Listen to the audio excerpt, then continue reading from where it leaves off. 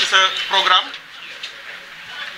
mu di programme alternatif de refondation de la République amul benn condition encore une fois idée boo ci jàpp ni idée bu méngoo la ak sa gis-gis méngoo na ak li nga bëgg ci Sénégal mu di Sénégal bi ñu bëgg boo ko ci gisee jël ko nu mu la neexee boo gisul dara loo bëgg wala lu la doy mën nga ko teg na le amul benn condition bu ñu ci posé. ñaareel bi nga xam ni itam bëggoon naa la ko jox mu di téere bii nga xam ni moom laa bind amaguma woon occasion jox la sa exemplaire sur la corruption au Sénégal wax naa leen ni mënuñoo def dara ci réew mi tant que corruption réglé wuñu ko wane naa léegi ci bi ñuy def conférence de presse bi ni suñu xel dal na ci yow parce que wane nga ko ci sa taxawaay.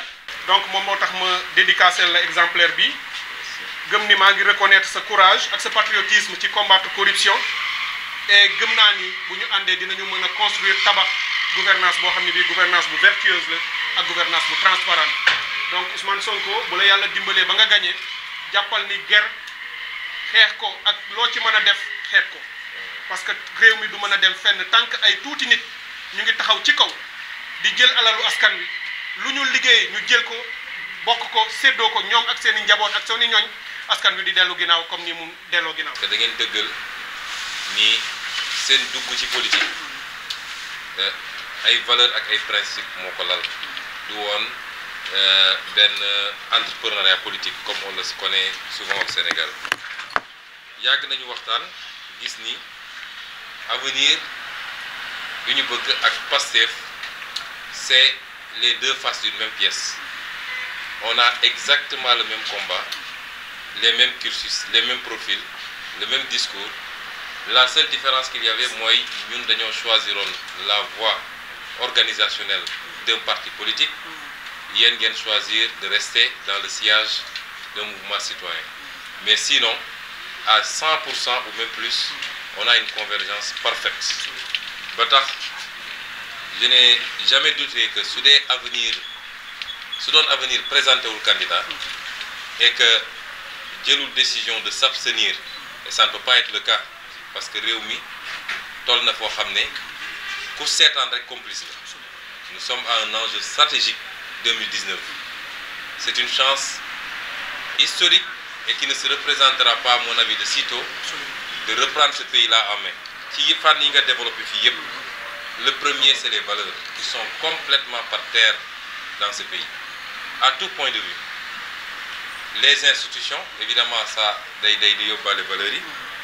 Le combat économique pour nous réapproprier notre pays et notre souveraineté. Et les questions sociales et sociétales. Tout ça, on a une opportunité. Et j'ai tendance à dire aux gens que on n'a pas le choix. Parce que on a aujourd'hui une reconfiguration de la scène politique avec de nouveaux acteurs qui viennent avec de nouveaux discours, avec de nouveaux profils. Et donc, nous, le combat, ce n'est pas un combat. Il ne s'agit pas de porter un homme au pouvoir. Ce n'est pas l'histoire d'un homme.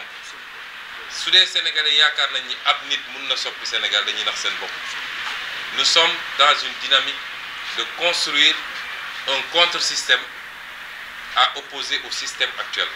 Le mal, il est très profond, mais il est systémique.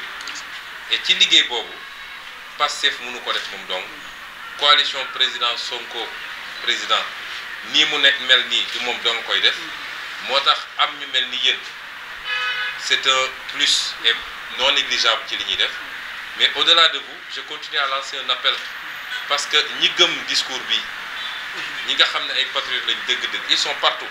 Journalistes yi fi taxaw sax wër na ma am nañu ci bari ñoo xamné même s'ils sont obligés d'être neutres par rapport à la profession, à leur fort intérieur, ils comprennent et ils épousent ce discours pour la patrie.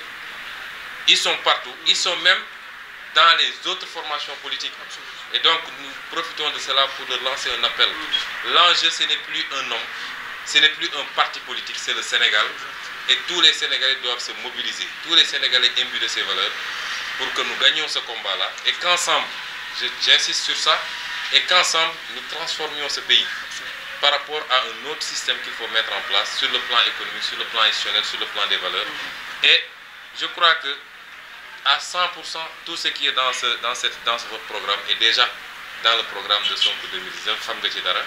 Et donc, je crois que l'idée est que les équipes se retrouvent rapidement dans 6 jours la campagne démarre, on a pris beaucoup de temps.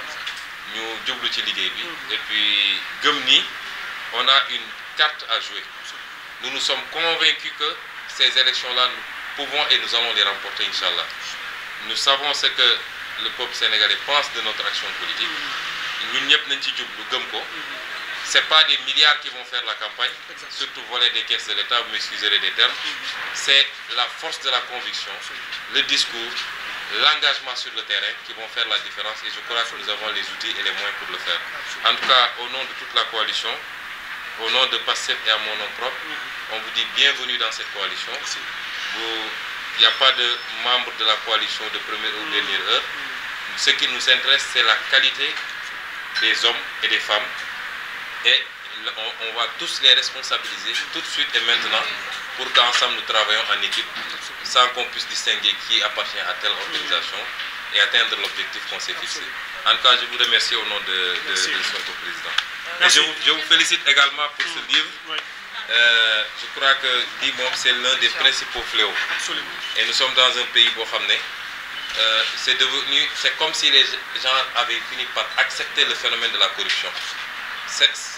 Intérieurement, j'ai l'impression que les Sénégalais considèrent que la corruption c'est normal. C'est normal, c'est devenu...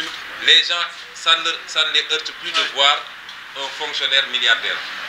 Ça ne les heurte pas. On l'a complètement banalisé. C'est ça le problème, on a banalisé le fait et c'est l'un des combats qu'il faut gagner aujourd'hui.